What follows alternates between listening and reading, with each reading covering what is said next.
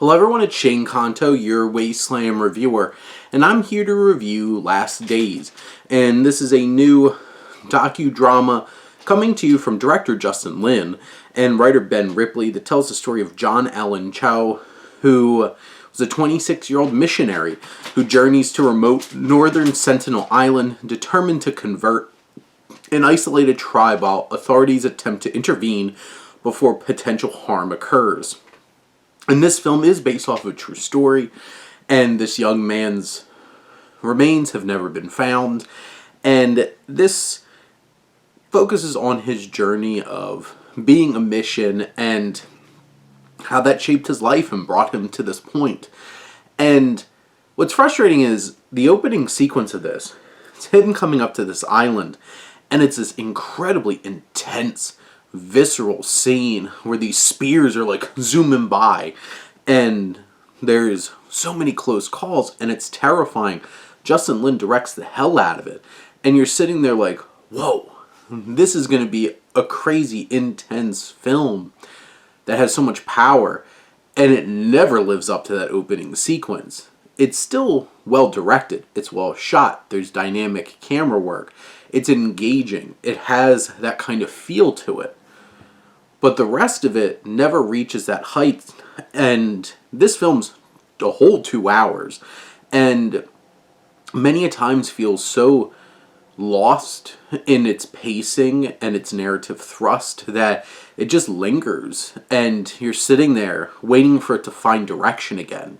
The choice to present this in a non-linear way also muddies the story in a way that honestly confuses it and is a detriment to how this story progresses.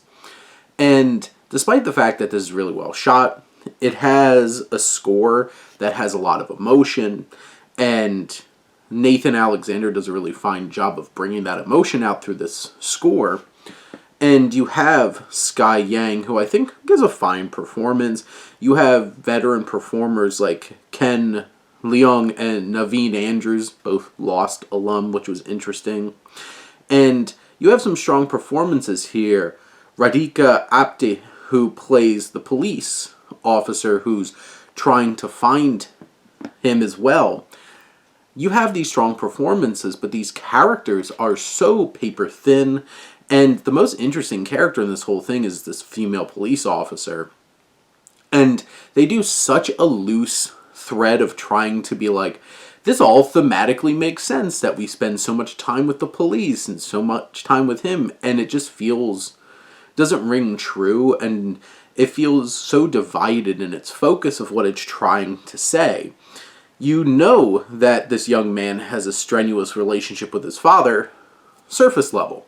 You know that he really wants to pursue the Word of God on a surface level. So much of this is surface level, and the film has to spell things out for you, even on that level, for it to get across. And this film feels so underwritten, and some of the dialogue is pretty cringy, to be honest, and will probably get laughs out of the audience instead of, getting the impact that it's trying to, because this is a serious film, and the conflicts that occur through it, so many of them are so paper thin, and then this goes off onto tonally so uneven of we're going to take you to this Christian boot camp because missionaries need to be able to do all this type of stuff, and it's like a military thing, and we go up veering off onto this for a while, and this film feels so cluttered and messy and unfocused in its storytelling that by the end should have this big poignant moment, like at the end of The Lost City of Zed, where you realize it's like they've been lost to the jungle, but you're just like, took us 2 hours to get here, and what really happened, and what was this all about? There's not enough depth to the execution of this story to really feel on a deeper level than just, this is a human being that most likely is dead, and that's very unfortunate. And everything is played so overly simplified in terms of its conflict and its perspective on missionary work and stuff like that, that just leaves a bit of a hollow feeling of, I feel like this is all broad strokes and nothing of substance. So it's gorgeous, it's really well shot, and it has some intense scenes and some good performances across the board at times, others not so strong.